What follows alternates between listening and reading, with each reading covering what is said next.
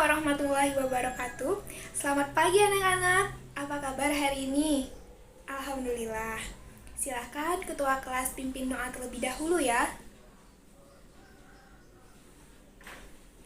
Baik anak-anak, siapa yang tidak hadir hari ini? Luar biasa, pertahankan semangatnya ya. Karena ada sebuah hadis yang diriwayatkan oleh At-Tirmizi bahwa masa muda kita akan ditanya untuk apa digunakan. Maka dari itu, perbanyaklah menuntut ilmu agar kita menjadi orang yang bermanfaat. Oh iya, minggu lalu Ibu sudah memberikan tugas ya? Apa sudah selesai tugasnya? Bagus, nanti ketua kelas silahkan dikoordinir ya tugas teman-temannya. Nah, masih ada yang ingat minggu lalu kita membahas materi apa? Ya, benar sekali. Kita membahas tentang inflasi. Ada yang tahu pengertian inflasi itu apa? Ya, Sari? Tepat sekali. Inflasi adalah kenaikan harga yang terjadi secara umum dan terus-menerus. Artinya, inflasi tersebut terjadi dalam jangka waktu yang panjang. Baik anak-anak, setelah kita mempelajari materi minggu lalu, akan sangat berkaitan dengan materi hari ini yang akan kita pelajari. Nah, minggu lalu kita telah mempelajari inflasi dan bagaimana cara mencegahnya. Hari ini kita akan membahas instrumen apa saja yang dapat memberantas inflasi dan juga deflasi yang terjadi di negara kita. Ada yang tahu materi hari ini tentang apa? Benar sekali ya, kita akan membahas tentang kebijakan moneter. Berarti anak-anak sudah ada yang membaca di rumah ya? Sebelum memasuki materi pembelajaran hari ini, ada beberapa hal yang harus kalian ketahui, yaitu tentang tujuan pembelajaran. Yang pertama, kalian dapat memahami pengertian dari kebijakan moneter. Yang kedua, kalian dapat memahami tujuan dari kebijakan moneter. Yang ketiga, kalian dapat mengidentifikasi apa saja kebijakan moneter di Indonesia. Dan sebelumnya kalian akan Ibu beri waktu untuk membaca terlebih dahulu ya. Nah, setelah itu Ibu akan menjelaskan, lalu di sesi akhir kalian boleh bertanya apa yang belum kalian ketahui. Jadi silakan buka bukunya dulu ya. Baik anak-anak, waktunya selesai ya. Jadi kalian harap memperhatikan Ibu menjelaskan dan tinggalkan kegiatan yang tidak berkaitan dengan pembelajaran. Langsung saja kita membahas tentang pengertian kebijakan moneter. Nah, setelah membaca tadi, apa kalian telah mengetahui pengertian dari kebijakan moneter? Iya, Budi? Wah, benar sekali. Kebijakan moneter adalah langkah-langkah yang diambil oleh penguasa moneter untuk mempengaruhi jumlah uang yang beredar dan daya beli uang. Nah, batas sini pasti kalian bertanya, siapa sih Bu penguasa moneter itu? Ada yang bisa menjawab? Tepat sekali, Liana, bahwa penguasa moneter adalah Bank Indonesia atau Bank Sentral. Nah, Bank Sentral ini mempunyai kekuasaan penuh atas kebijakan moneter yang ada di Indonesia. Lalu, Bank Indonesia bekerja sama dengan otoritas jasa keuangan untuk mengawasi lembaga keuangan yang ada di Indonesia. Setelah kalian memahami dari pengertian kebijakan moneter, ada hal yang perlu kalian ketahui ya, atau garis bawahi. Yang pertama adalah penguasa moneter. Yang kedua, bagaimana caranya untuk mempengaruhi jumlah uang yang beredar dan daya beli uang. Jadi ada 3 poin yang harus kalian ingat ya. Selanjutnya, kita akan membahas tentang tujuan kebijakan moneter. Ada yang tahu tujuan pertama apa? Ya, benar sekali Egi. Tujuan yang pertama adalah dapat memperbaiki keadaan ekonomi dan harga. Mengapa bisa?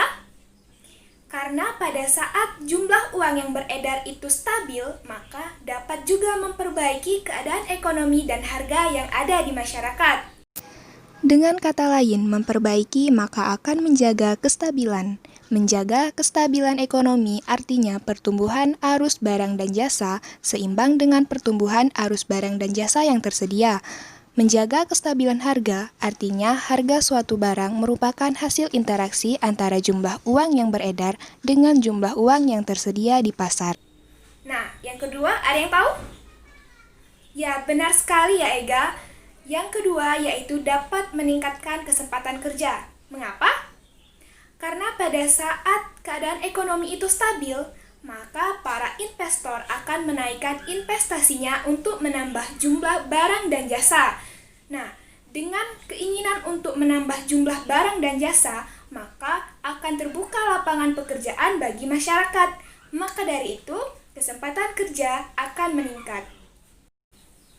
Kemudian, kita akan membahas tentang instrumen kebijakan moneter. Yang pertama, kebijakan operasi pasar terbuka.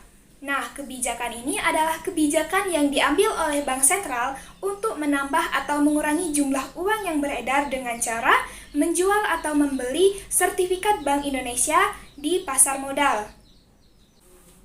Yang kedua yaitu kebijakan diskonto. Kebijakan diskonto adalah kebijakan yang diambil oleh Bank Umum untuk mempengaruhi jumlah uang yang beredar dengan cara menaikkan atau menurunkan suku bunga. Yang ketiga yaitu kebijakan cadangan kas. Kebijakan cadangan kas adalah kebijakan yang diambil oleh Bank Umum dengan cara menaikkan atau menurunkan cadangan kas. Nasabah biasanya menyetorkan dalam bentuk giro, tabungan, deposito, dan lain-lain. Lalu, akan ada persentase yang tidak boleh diambil oleh nasabah, yaitu biasa kita sebut dengan cadangan kas minimum. Yang keempat adalah kebijakan kredit ketat dan kredit longgar. Nah, kredit ketat ini diberlakukan ketika terjadi inflasi, dan kredit longgar diberlakukan ketika sedang terjadi resesi ekonomi atau deflasi. Nah, kebijakan yang kelima adalah kebijakan dorongan moral. Kebijakan dorongan moral adalah kebijakan yang diambil oleh Bank Umum untuk memberikan himbauan secara langsung maupun tidak langsung kepada masyarakat. Kalau secara langsung, biasanya bank akan memberikan sebuah pidato. Kalau secara tidak langsung, bank akan menyebarkan bentuk himbauan tersebut di media sosial atau di jaringan internet. Baik anak-anak, itulah penjelasan mengenai materi pembelajaran hari ini. Adakah yang ingin anak-anak tanyakan? Baik, kepada Siti. Jadi Siti ini bertanya anak-anak, bagaimana kalau kebijakan dorongan moral ini tidak efektif dan efisien di masyarakat? Nah, setelah kita pelajari tadi, banyak instrumen yang dapat mengatasi masalah tersebut.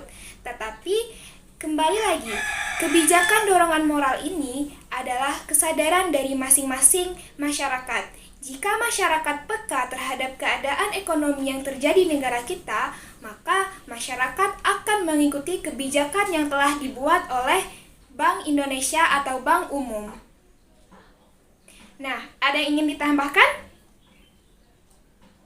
Baik, jadi teman-temannya berkata itu adalah kesadaran dari diri masing-masing individu di masyarakat. Masih ada yang ingin ditanyakan? Baik, jika tidak, Ibu akan memberi kesimpulan mengenai materi pembelajaran hari ini.